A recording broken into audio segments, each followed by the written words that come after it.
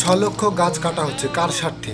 মধ্যপ্রদেশ সিংরোলে 6 লক্ষ গাছ কাটা হচ্ছে। এই গাছটি কাটা হচ্ছে মাইনিংয়ের জন্য। আর মাইনিংটা কে করছে? মোদিজির ফ্রেন্ড, সেটা হলো মোদিজি বলে যে একটি গাছ আমার এই মায়ের নামে। তো একটি গাছ মায়ের নামে আর পুরো জঙ্গল আডানির নামে কেটে সাফাই করে দেওয়া হচ্ছে। আপনারা ভিডিওটা দেখলে বুঝতে পারবেন কোনো গাছের 100 বছর 200 বছর এরকম করে বয়স, সেই গাছকে কেটে ফেলা হচ্ছে। সেখানকার লোকালরা প্রোটেস্ট করছে, কিন্তু পুলিশ এতই ওখানে মোতায়েন করা হচ্ছে যে সেখানে যাওয়ার পর ভিডিওর মাধ্যমে দেখতে পাচ্ছেন যে পুরো জঙ্গল কেটে সাফ করে দেওয়া হয়েছে। ফলে সরকার বলছে একদিকে যে গাছ লাগাও, গাছ কেটো না, আর আরেকদিকে জঙ্গল কেটে সাফ করে দিচ্ছে।